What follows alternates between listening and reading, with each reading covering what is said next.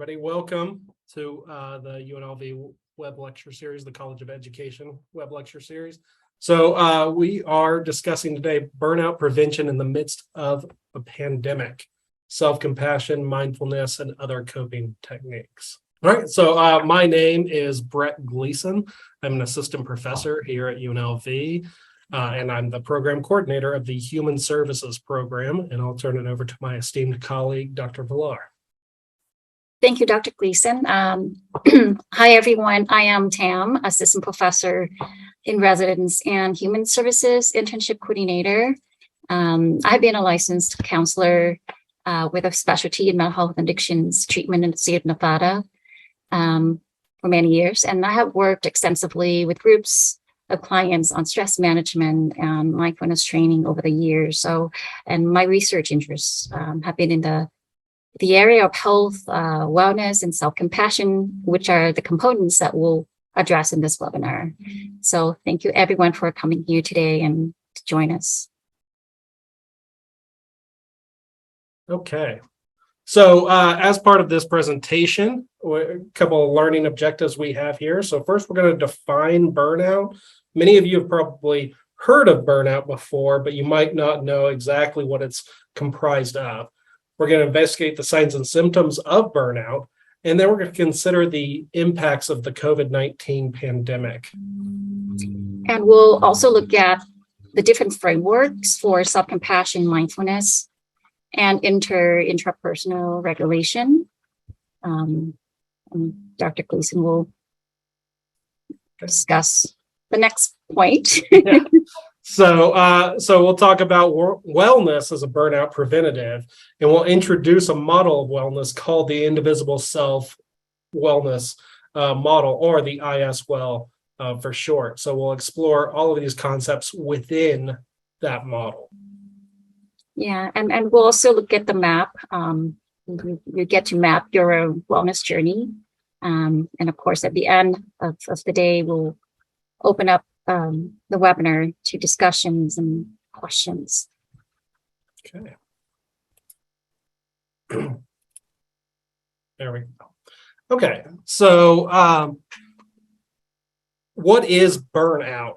Burnout is actually fairly well researched, and one of the most famous researchers of it, Maslow, has defined it within these three parameters. So burnout is prolonged psychological response to chronic and interpersonal stressors related to one's job and or work environment. And within burnout, you have exhaustion, and that could certainly be physical exhaustion or emotional exhaustion, right?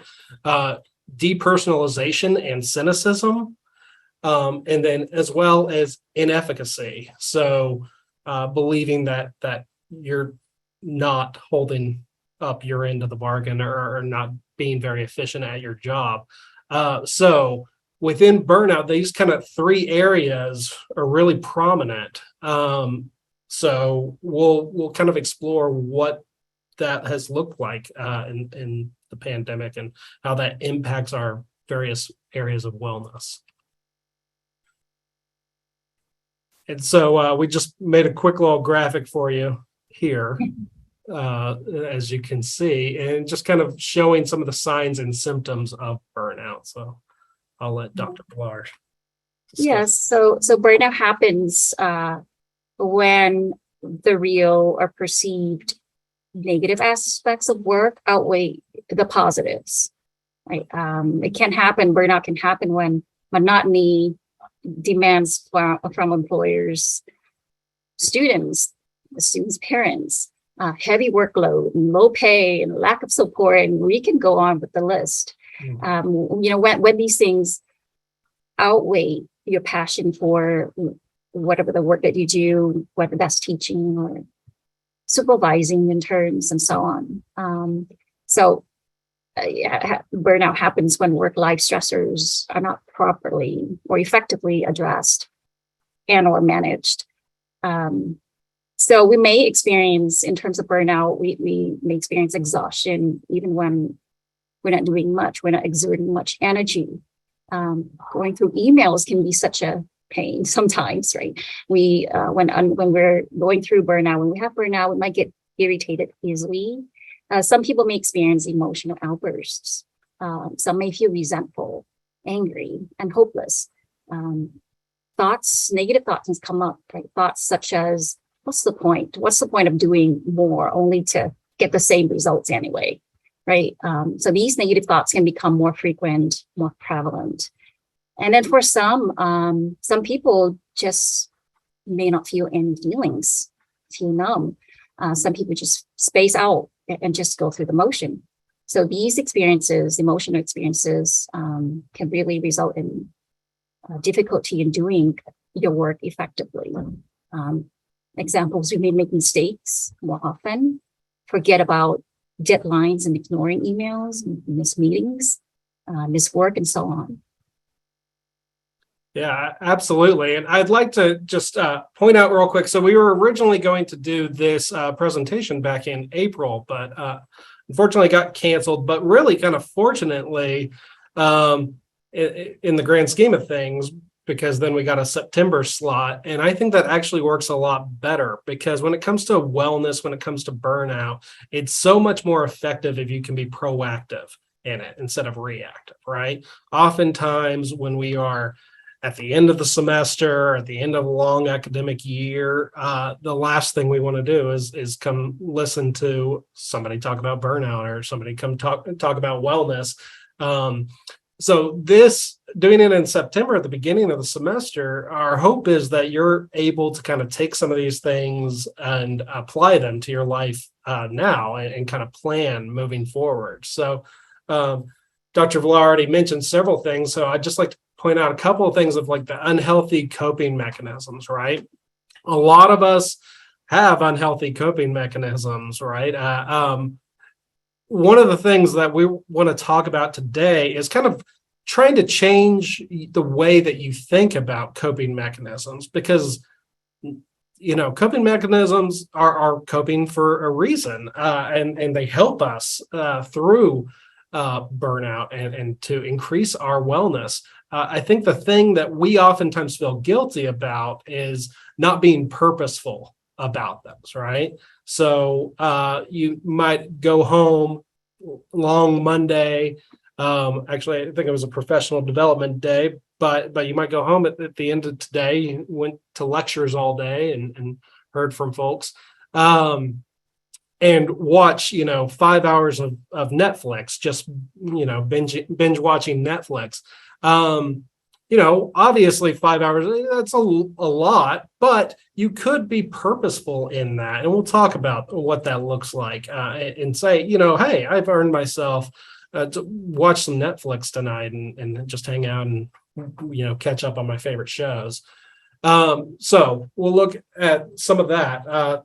Fatigue, as we've kind of been talking about, just that exhaustion. And then isolation. Oftentimes when we're feeling burned out and we're feeling like, we're feeling pretty cynical about the world in which we live, we tend to isolate ourselves, isolate from loved ones, isolate from friends, from family, from colleagues even, right? You might not have as much connection. You might just be like, I just want to get in and get out, get my stuff done, be done with it. And we can lose some of those meaningful connections that can be really beneficial in our wellness journey. So, yeah.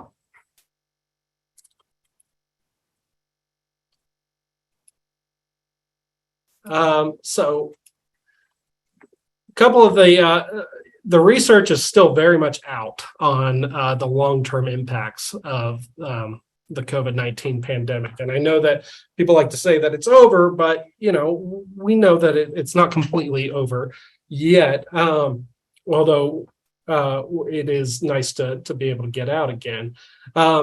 But a couple of these things, that normal sleep patterns for individuals have been reported to be disrupted during the pandemic. I don't know if any of you have experienced that, just kind of low grade of sleep for the last 2 years or so. Maybe not every night, but I certainly have noticed it in myself that I don't sleep as well as I used to.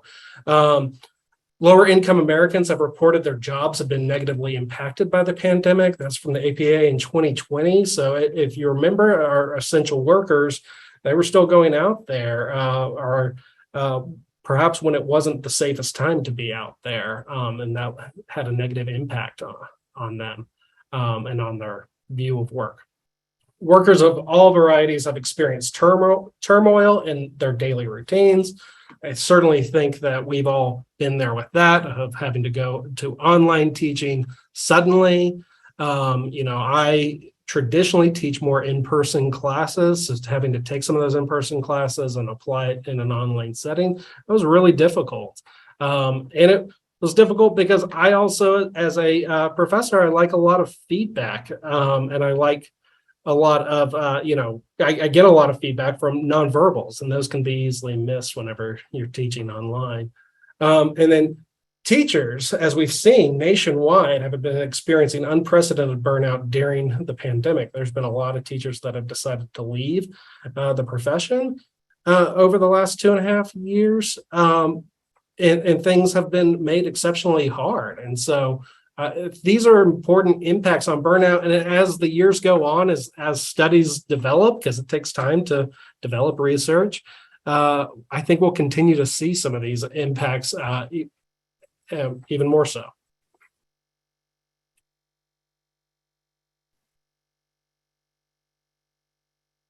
Let's take a look at self-compassion as one of our preventive strategies for burnout here.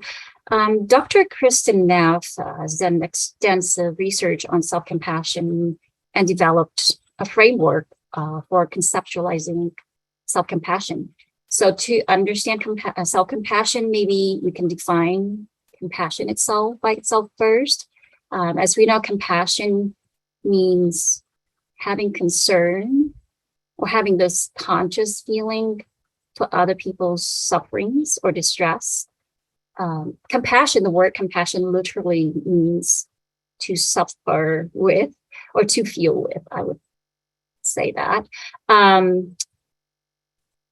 So for self-compassion is having that for oneself, right? So self-compassion means having this conscious awareness and all these concerns for our own sufferings.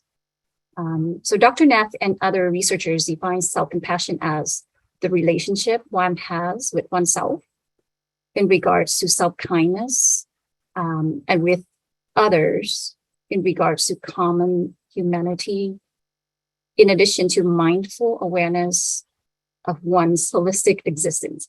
Okay, so let's break this down a little bit. So compassion, self-compassion is kindness for oneself, and it's also seeing oneself in others. And it's the awareness of oneself as a human being, not a supernatural being.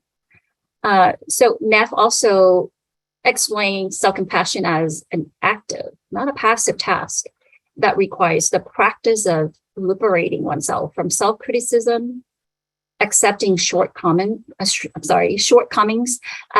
part of human experiences, and acknowledging psychological pain without judging. That's not an easy task. So therefore, self-compassion works as one of the burnout prevention strategies in that sense. So there are three major elements of the self-compassion framework to address burnout. So we will incorporate self-kindness, common humanity, and mindfulness into each area of wellness.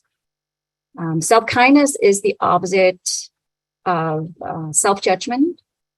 Instead of judging myself harshly, beating myself up for making mistakes, not being perfect already, I want to be kind with myself by allowing myself to feel the disappointment and challenge myself to look for the lessons in my mistakes. And then the other element is common humanity. It's the opposite of isolation. So having common humanity, we see and understand the similar struggles we as humans go through, as opposed to the isolated perspective of no one can understand what I'm going through, so why bother reaching out to other people? So now with mindfulness will help. Mindfulness is the opposite of over-identification. What over-identification means is when I engage in over-identification, I become obsessive. I become overly involved in my own issues or other people's issues and not paying attention to the things of the people that matter to me. So when we over-identify with feelings or sufferings, whether our own or others, we allow them to take control and see them as a permanent part of us. Feelings and sufferings are a part of us. We're not a part of them. Balance is key, as we know, in terms of managing how much we care about ourselves in certain aspects and others and all of that. And so mindfulness, mindful awareness of our holistic or whole being can help us stay grounded. We can go on to the next slide that talks about mindfulness. So mindfulness is a component of self-compassion, right? So it is also a burnout prevention strategy on its own. Mindfulness does not mean mindful or having a full or cluttered mind. Many of you probably have heard of Dr. John Kabat-Zinn, mindfulness guru. So he defined mindfulness as awareness that arises through paying attention on purpose in the present moment, non-judgmentally, in the service of self-understanding and wisdom. In other words, in practicing mindfulness, we want to intentionally and non-judgmentally pay attention to the present moment, the moment we're in right here, right now, with everyone right now, as we observe our thoughts and feelings with unconditional acceptance. So we're not judging our thoughts and feelings as good feelings, bad feelings, good thoughts, bad thoughts. We just observe them. We just acknowledge them for their presence, so that we can arrive at more compassionate response or action. It's less judging, less unpleasant feelings. So when we have those less unpleasant emotional experiences, our actions are often the ones that we won't regret. So a plethora of research has done, has reported how mindfulness is beneficial to many people, right? So, you can, especially for teachers, sorry, teachers here, you can do a research. You can do a search with keywords like mindfulness benefits and teachers. You get a long list of studies on this topic. So mindfulness practice helps us feel less stressed, have more positive affect, meaning maybe we smile more often, ruminate less. Right? We don't torment ourselves with the shoulda, coulda, wouldas. And mindfulness can help us gain more self-acceptance, self-awareness, and not judge ourselves too harshly. And we can become more empathic and actually more resilient in tough times. So in terms of practicing mindfulness, mindfulness practice can be as simple as breathing exercises, right? Breathing in 4 counts of inhalation, exhalation, 4 counts, as simple as that, and be mindful with that breathing, your breath, your awareness with that. Or it can be done through everyday mundane stuff, like, eating, gardening, taking a walk, doing the dishes, or you can practice mindfulness while being in a conversation with someone, being attentive, being mindful with intention and not judging yourself or the other person. So, it sounds simple, but that's actually a very active and challenging task. If you were to try it or have tried it, you probably have noticed that. Next slide. So in terms of talking with others with mindfulness, yes, we, as humans, we all know that we don't exist in a vacuum. Interpersonal relationships refer to the interactions, the communication we have with others. We all are social beings, whether we like it or not. It's just inevitable in terms of how we interact or have some connection with others.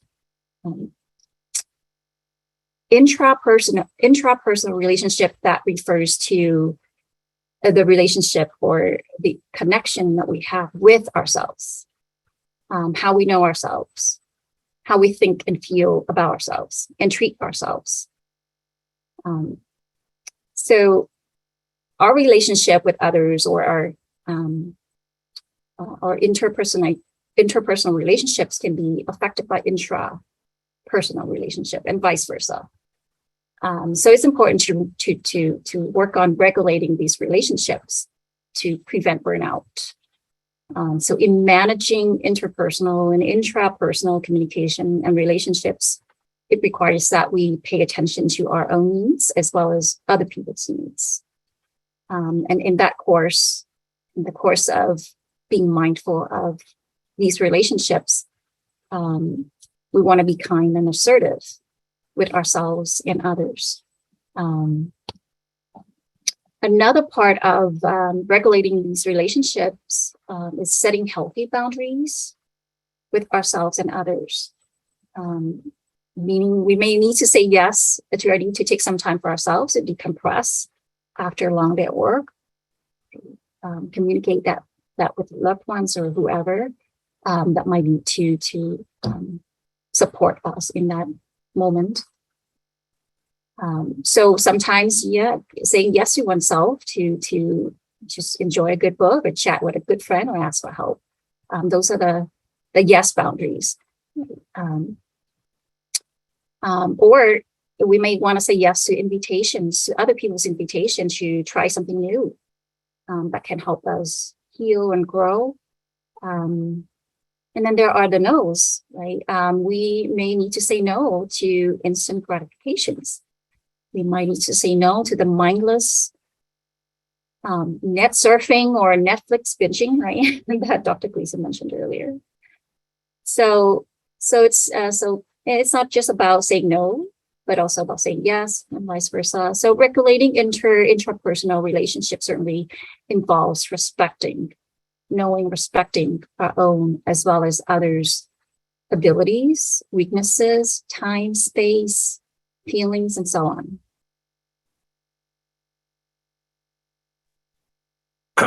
Thank you, Dr. Villar. And before we move forward here, I think it could also be important to practice some of these things that we just talked about with our self-compassion and our mindfulness and intrapersonal regulation as we go into the wellness model.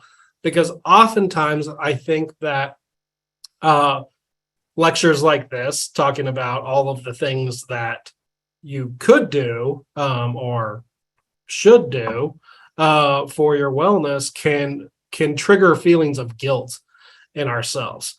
So I know it certainly has for me in the past of, I'm really not doing that as well as I could be or as often as I could be. So try to avoid feeling that and give yourself some space. And so I want you to think about this in as I said earlier, a more proactive manner, and be planning for this academic year, right? Okay.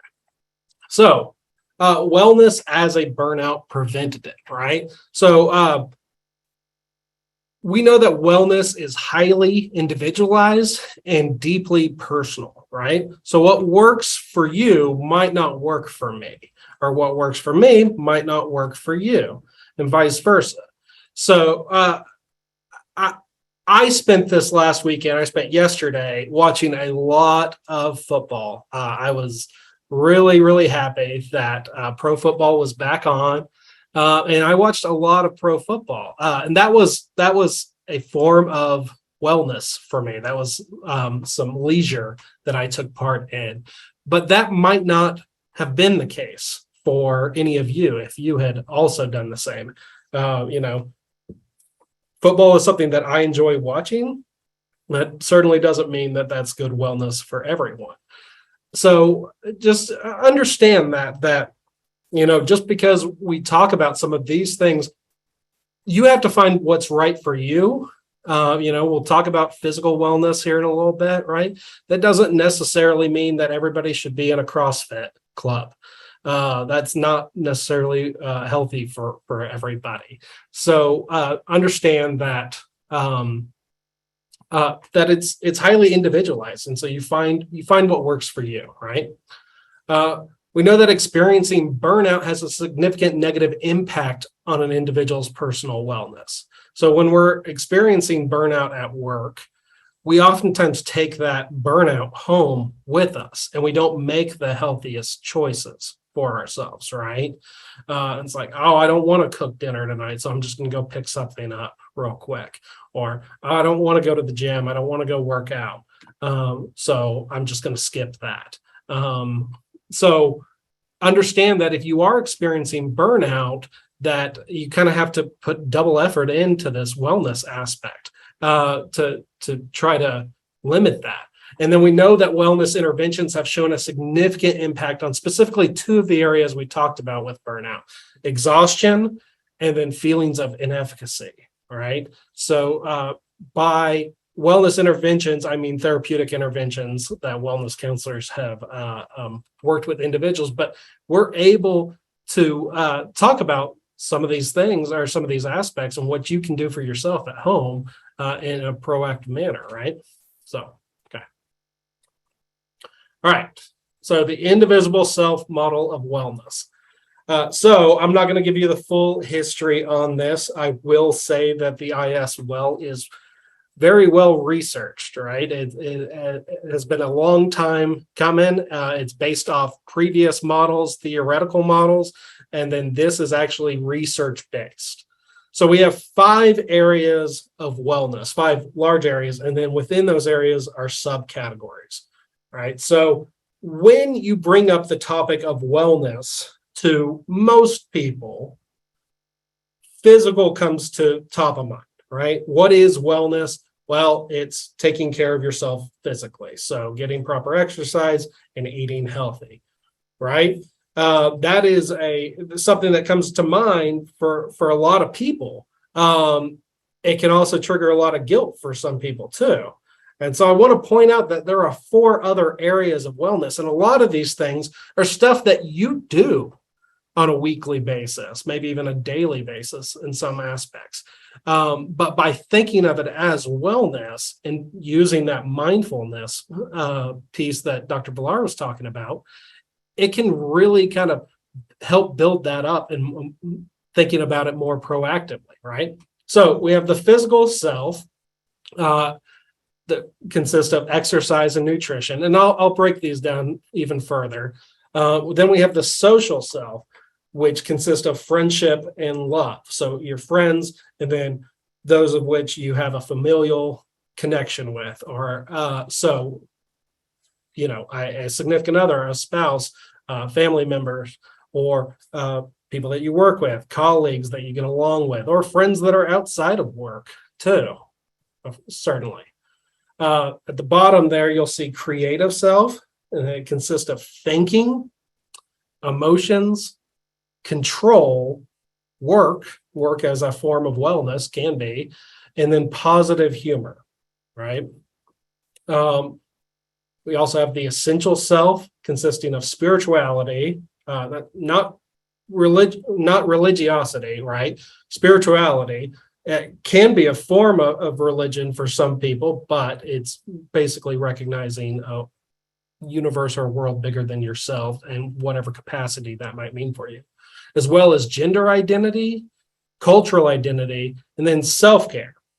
Now, this is where my students usually get a little bit confused because we tend to use wellness and self-care synonymously. However, within this model, self-care is more defined as that mindful component of being purposeful in what you're doing, thinking it through and being like, this is what I'm doing for myself today, right? And then lastly, we have the coping self, which consists of leisure, stress management, self-worth, and realistic beliefs. So as you can see, there's a lot of overlap between mindfulness and self-compassion, the regulations that we discussed earlier, and these areas of wellness. Dr. Villar, do you have anything to add before we dive into the model? You're good. I think we can go ahead with the next. Okay, perfect. Thank you.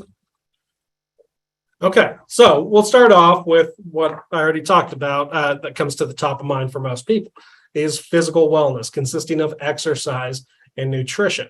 Now, my biggest criticism of this model is that sleep is not mentioned here. And I just feel like that's a no-brainer, that sleep, we know that sleep is vital to our physical wellness, right? Not to mention emotional and mental wellness. But so exercise and nutrition, taking care of yourself, right? So how does burnout impact this? Well, it can be not engaging in healthy activities. So, when I leave here today, I could go home and I could cook myself dinner. I could have that creative aspect of cooking and cooking something nutritious and taking care of myself. Or I could just go swing through a drive-through, grab something and sit on the couch for the rest of the night, right? And when you're burnt out and you're experiencing that exhaustion, and particularly, you don't necessarily want to take the time to take good care of yourself, right? And to engage in those healthy activities. It's a commitment. Health is a commitment and takes time. And it takes energy. And so if you're running low on energy and you feel like you're running low on time, chances are this is one of the first things that's easy to just say, I'll get to that next week or at the end of the semester. Once the semester ends, then I'll take care of myself, right? Keep putting it on the back burner.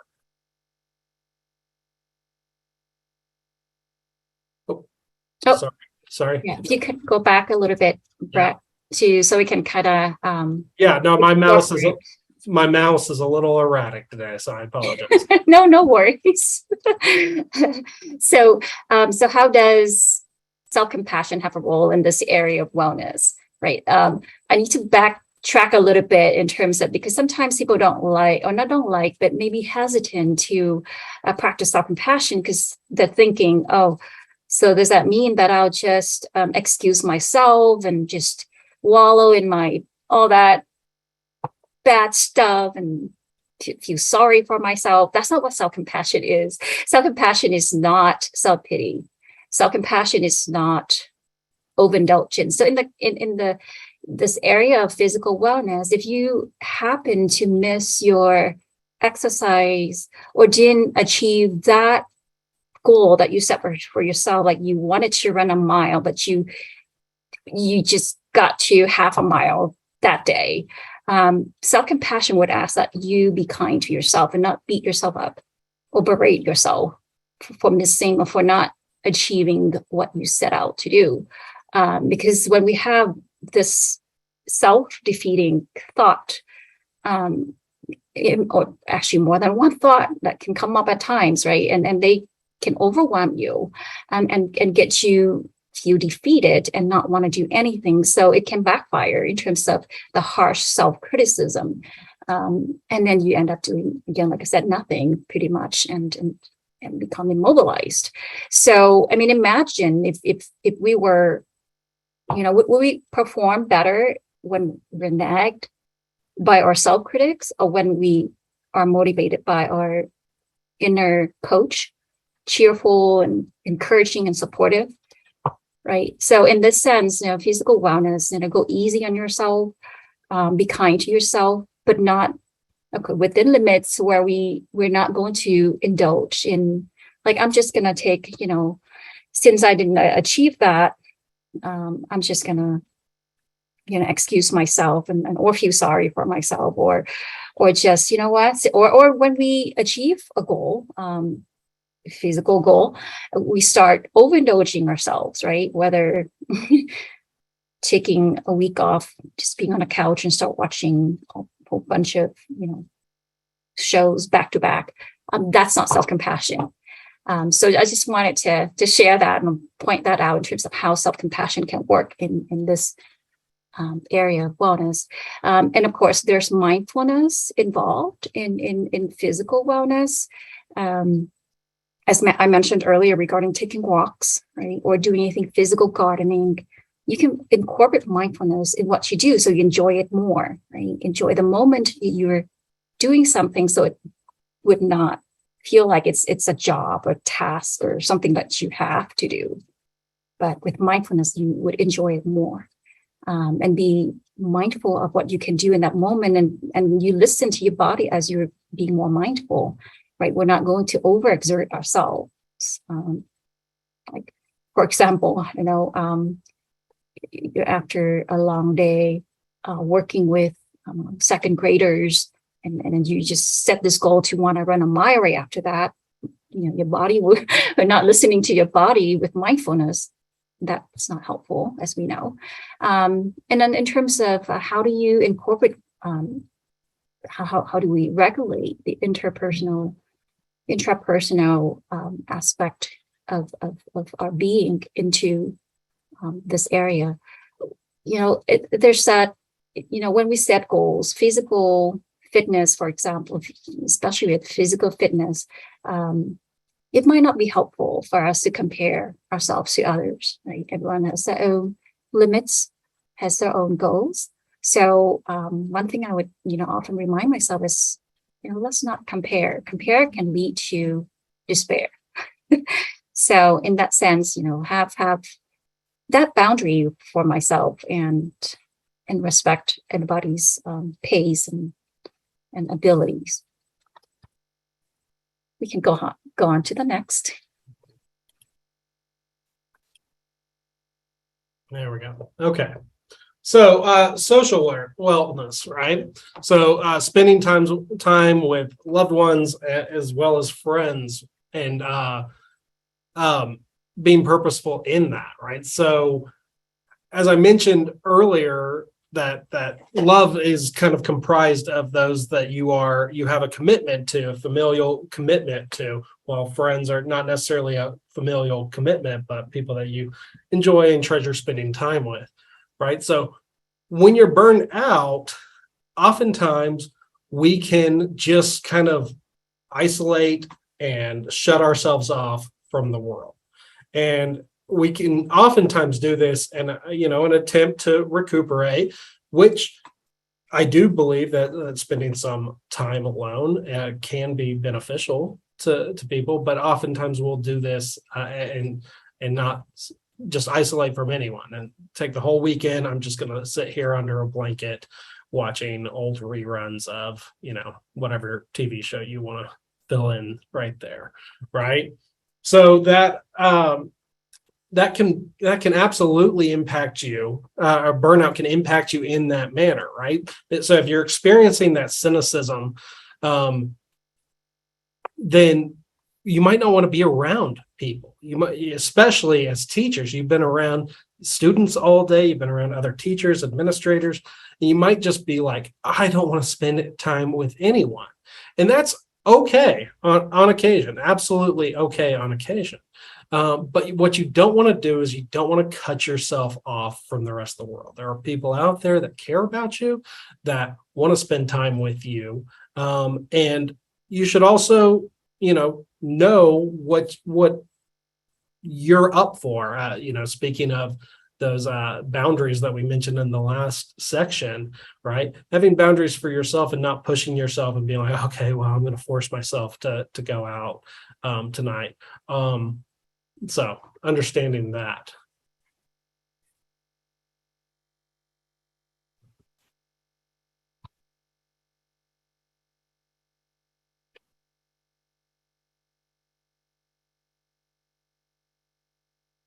Dr. Villar? Oh, okay. I thought you were good. I didn't see that you were muted.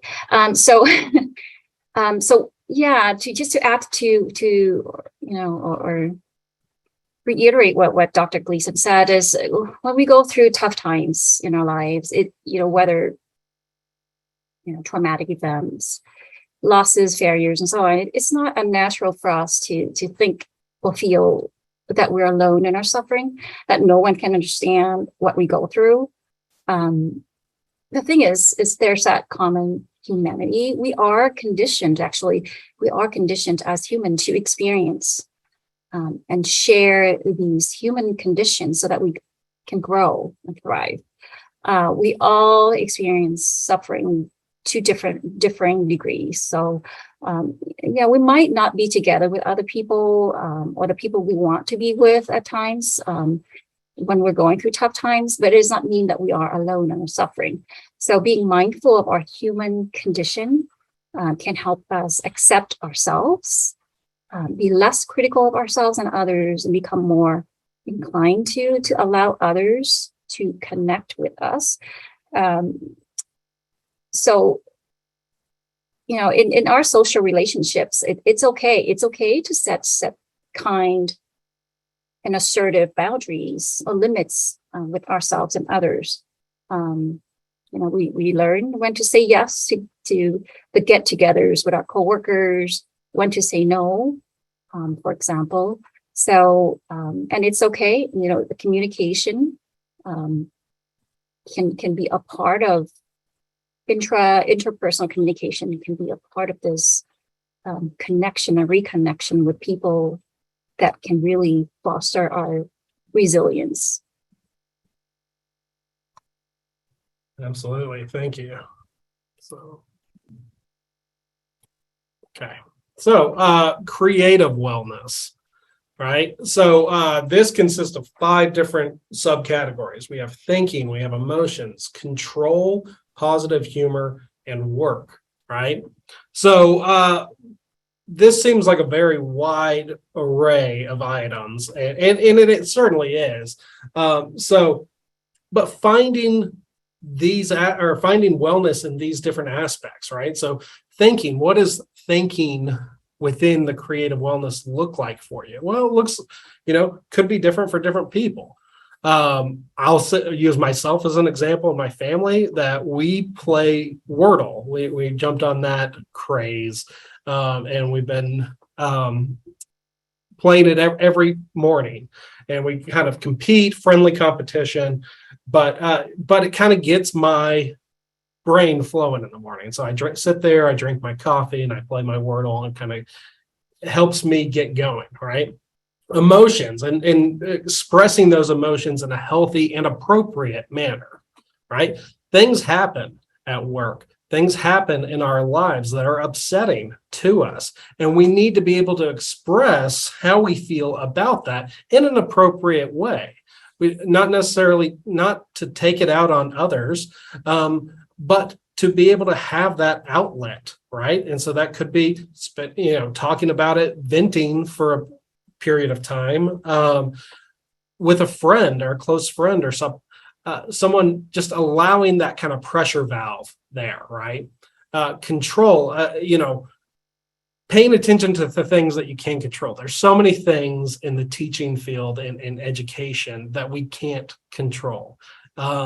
We can't control our students completing projects on time or coming to class on time, or a wide variety of things. So what can you control? What are you able to in your own life control? And a lot of this comes to you're able to control yourself and practice that positive, unconditional positive regard for your students and practice that.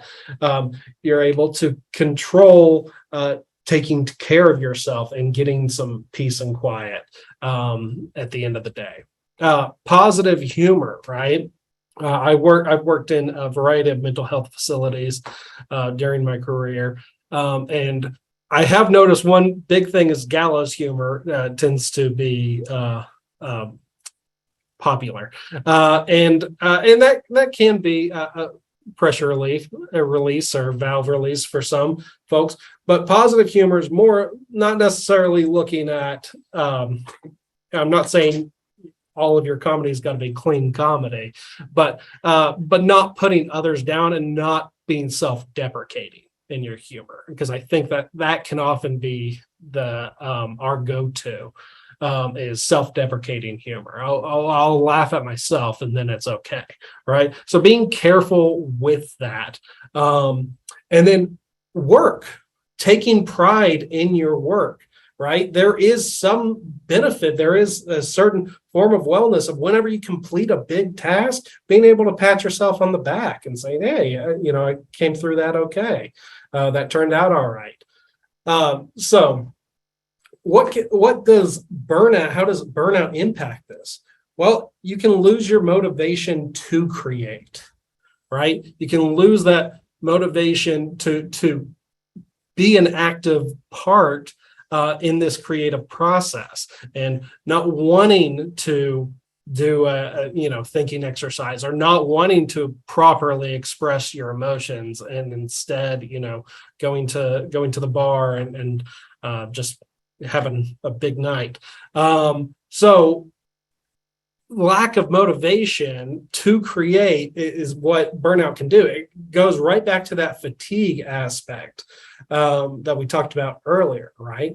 If you're too tired, then you're not going to be able to properly express yourself or express your needs to your partner or your loved ones, right? You're not going to be able to be mindful or take control or be mindful of what you can take control of, or what you can control, and you can just fall into that hopelessness of everything is against me, the world is against me, right?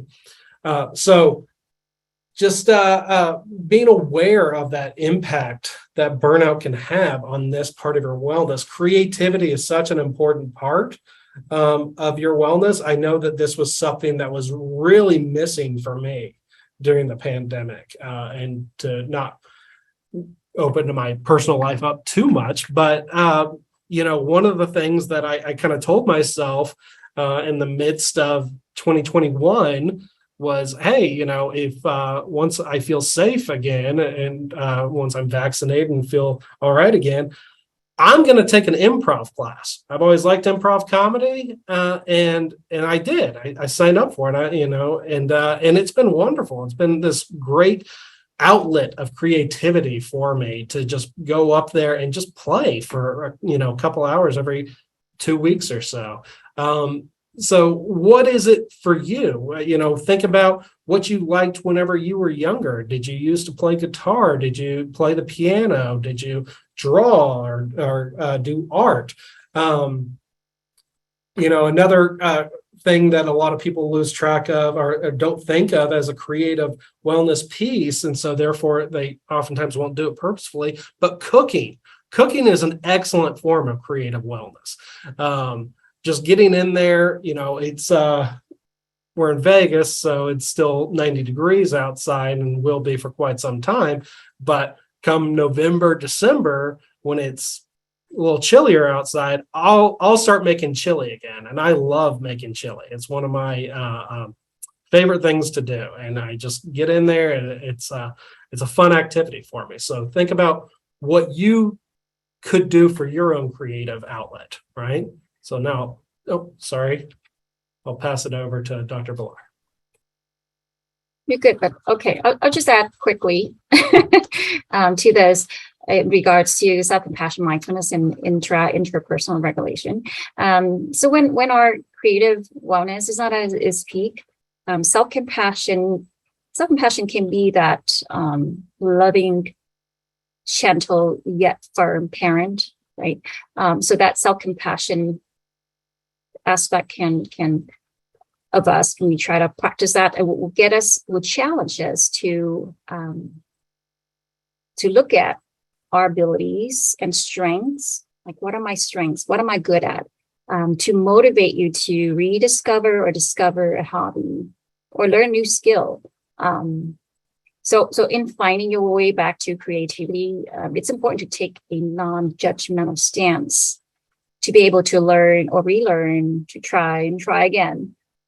So mindfulness will ask us to do that, to be non-judgmental, not judge ourselves to, for the work that we create or what we want to do. not be a downer on what we want, our wishes and dreams and all that. And in terms of intrapersonal regulation, it's important for us to remember to respect our own abilities and weaknesses, as well as others.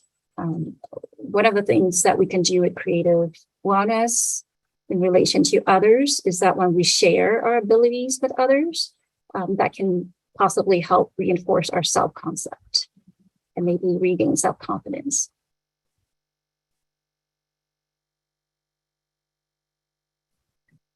Yeah, thanks, Dr. Blar.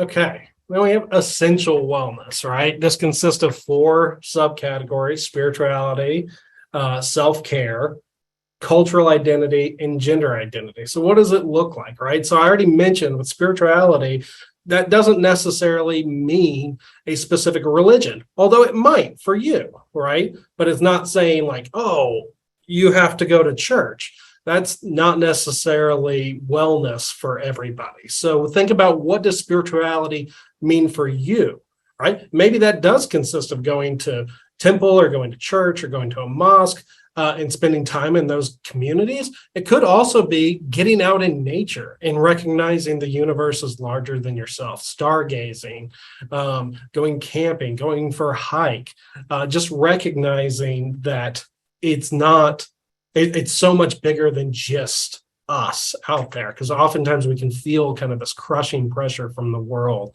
right? And feel like it's all on us. So recognizing that it is outside of that, right?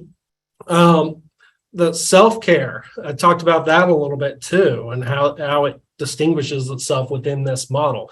And that's that proactive nature I've been talking about, is being purposeful in this instead of just letting life happen, right? Because chances are you've been to a happy hour with your friends in the past few months, maybe. But be purposeful in that happy hour, right? Don't let that just slip away. Go into it with the mindset of, I'm doing this for me. I'm doing this for my wellness. And I really do think you'll see a difference in how you walk away from that experience, right? Cultural identity as well as gender identity. Both of these are talking about taking pride in who you are and where you come from, or your ethnicity or cultural background, taking pride in that, right? So that could be a variety of things. That could be different celebrations, learning about your own culture, spending time with others that could teach you. That can be a wonderful thing. And that gender identity as well is taking pride in that. And taking pride in the positive aspects. And there's so many positive aspects of that. And so just having a positive view of oneself and who you are and your own identity. So some examples of burnout impact really comes down to that hopelessness. I know we've talked about this quite a bit, but I really want to link it to what Dr. Blar's been talking about with that common humanity piece. Oftentimes, we can just get so siloed in our own little world, and social media, we know, exacerbates that problem. And we have our echo chambers, and we can just kind of think, oh my gosh, everything is just burning down around us. And just focus so much on the negative aspects. So that hopelessness and realizing this common humanity, this common universal identity that we all hold, and what that means for us, because we're all in this together. So let's make the most of it, right? So I'll turn it over to Dr. Blar for the. Thank you, Dr. Gleason. So yeah, remember that we are human beings. We're not human doings. So there's that part of that is enough. That's essential. Our breathing is essential, right? Or just being. It's not that simple, because we are challenged and we're expected to meet certain demands and a lot of things, a lot of expectations that we have ourselves and others, a lot of doing, right? We're very busy, and our busyness can keep us from being with us and get into that part of essential wellness. So recognizing our humanness helps us be more understanding and forgiving of ourselves and others. So the practice of mindfulness, and as part of self-compassion too, is that it can help us just accept our way of being, not necessarily a doing. We're not looking at the doing part. We're just looking at the being part, who we are, and just learn to accept other people's way of being, separate from their doing.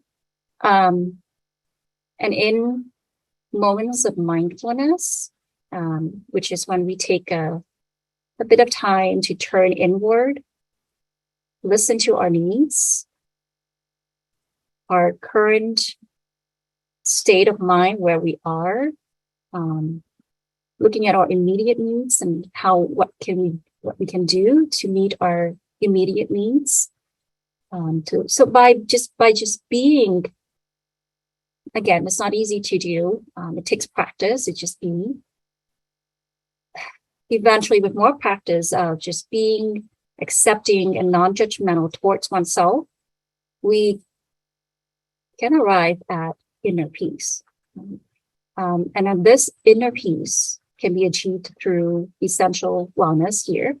And that can extend to the desire to help others and be with others and be real and genuine with one another.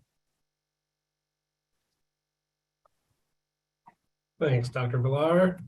Okay, and then our last area of wellness is coping wellness, right? So consisting, again, of 4 subcategories. We have realistic beliefs, stress management, self-worth. Spent quite a bit of time kind of talking about self-worth already today. And then leisure, right? So let's look at realistic beliefs. What does that mean? It means being realistic with yourself over what you can accomplish, being honest with yourself about what is feasible, right? So I am a world-class procrastinator. Absolutely. Have been all my life. And it's bit me more times than I can count, certainly, because I have not always held realistic beliefs about what I can accomplish in a short amount of time. All right. So as a student, I would often put projects off to the last minute, thinking, I can finish that the night before or the morning of, in some cases, right? That's not necessary. That is not a healthy way to, it's not practicing good wellness. So being realistic with yourself, how much time will you need to accomplish these tasks? When you're setting goals for yourself, being realistic. What Dr. Villar was talking about earlier, back when we were talking about physical wellness, is, not comparing yourself to others and setting some realistic goals for yourself in your physical health journey. And so what this does is it prevents us from going back and beating ourselves up for not accomplishing what we thought we were going to do, for not, necessarily meeting the goal or finishing the project or doing the best that we could on the project, right? Stress management. I think we talk a lot about time management in our everyday lives, but really stress management, I think, is what is even more so important. What are you able to take on, not putting, if you can, not putting too much on your calendar at once, not going back to back with certain items, and also actually sitting down and scheduling time for wellness and saying, okay, on Saturday, I'm going to go to the movies, or I'm going to go for a hike in Red Rock, or whatever that might mean for you, but scheduling it, putting it on the calendar, being intentional with that, right? Self-worth. We talked about this aspect with self-compassion. Certainly. Oftentimes, the person meanest to you in your life is you. Chances are there's not a lot of people, I hope not for anybody's sake, that talk to you the way that you talk to you, right? So taking a step back and recognizing that that negative self-imagery can really be emotionally draining. And looking at that and taking pride in who you are, right? And then leisure. What is leisure? Leisure for some people, certainly this person is on the beach and taking a vacation. That can certainly be leisure, but leisure can also be found in day-to-day tasks. I know that I don't think this is the case so much anymore, but 10, 15 years ago, certainly when I was quite a bit younger, video games were viewed as so negative, but really they can be a form of leisure. If that's something that you enjoy and take pride in, allow yourself time to do that. Don't shut that off, but be mindful in that. Do you need to play for 10 hours all day? Probably not. But yeah, if you want to come home at the end of the day and log on with some friends, or maybe not log on, but just play a video game, that's okay. And finding that form of leisure, what does that mean for you? And where are you able to find leisure? Because oftentimes we think of leisure simply as like vacation. And this is what, I do. Off hours are, twice a year or whatever that might mean for you. Don't think of it that way. Find ways that you can find leisure in your everyday. You can even find leisure in the office, right? And taking small 5-minute breaks to enjoy yourself. That can be beneficial. And I don't mean by getting on Twitter and doom scrolling, right? So how does this impact, or how does burnout have an impact here, right? It can be engaging in unhealthy thinking and behaviors. So setting goals that are not realistic for yourself and saying, oh, okay, I'm going to be this weight by end of the year, right? That can be motivating to some, but if you get to 2 months out and you realize, oh, I'm not going to make it, then you might end up giving up and just kind of going into that hopelessness, right? It could be just not properly preparing, or being like, oh, if I just put my head down for the next 3 months, then winter break's going to be here and I'll get to spend time with family and enjoy that, and I can go. That's draining. That's 3 months of your life, so find times in between that maybe you can't be physically with family, but you can certainly still spend time on the phone with them, on a Zoom call. What you might not want to do Zoom calls after the last 2.5 years. I don't blame you, but yeah, what does that look like for you? So engaging in those unhealthy thinking and those behaviors, or binge watching Netflix for 8 hours, or playing a video game for 10 hours because you just need the escape. That's not necessarily the most healthy behavior, right?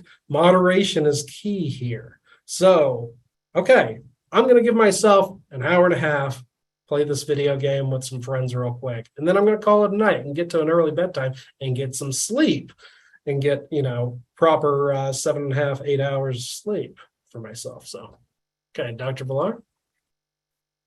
Yes, thank you, Dr. Gleason. So yeah, in regards to coping, I mean, it's in times of distress, it's really tempting to blame oneself or others or the universe. It can also be tempting to want to indulge or overindulge in many different things, right? So how can we be self-compassionate in these tough times, tough moments? It says here, right? Treat yourself as you would a loved one. For me, for example, or you or anyone here, another way to look at this is maybe it might help to bring an image to mind, maybe a child. So treat yourself as you would a child who is in distress, for example. So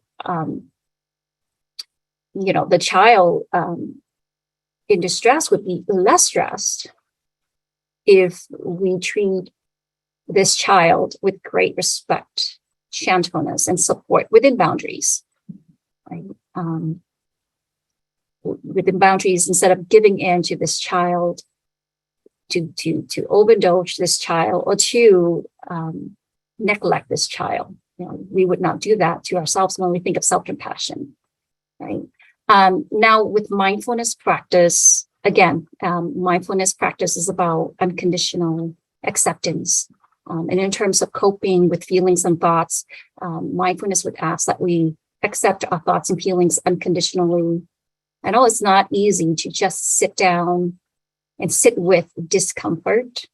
I don't think anyone likes that, right? We just sit with mindfulness, we sit with discomfort or unpleasant feelings, emotions, and feel the feelings. Imagine that can get people anxious a little bit, right?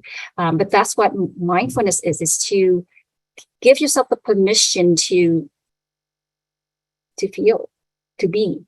The thing is, the more we try to fight or ignore emotional experiences, tough emotional experiences, the longer, the harder it is to get past them. Right? Imagine how do we like if we were ignored by others, right? Our feelings, positive or negative feelings, don't like to be ignored by us. They would have a fit if we keep walking away from them. And of course, we shut them up at times with, sweets, alcohol, or whatever we have trained them to like or depend on. So with mindfulness, we pay attention. We acknowledge that we hear and see these feelings, thoughts, and not judge them.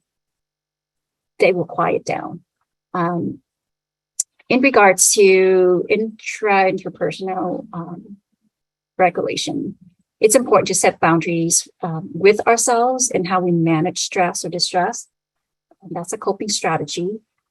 Again, not only that we learn to say no, but also learn to say yes to, of course, we say no to unhealthy coping mechanisms. Say yes to healthy ones, like delegating tasks, ask for help, take a short break, or go on a long vacation, like go on the beach, right? Like you can see the background picture image there. Next, I think we're coming up on one of our last slides here. This is our wellness pie chart. We all have different priorities and responsibilities, so and we all have different pies. Our pies will look different, will taste different. So anyhow, but by looking at this pie, we can examine the areas that we might have neglected or missed, right? Maybe looking at the social wellness slides, we realize that we have not been connecting with loved ones as often as we'd like, which makes us feel empty in that area.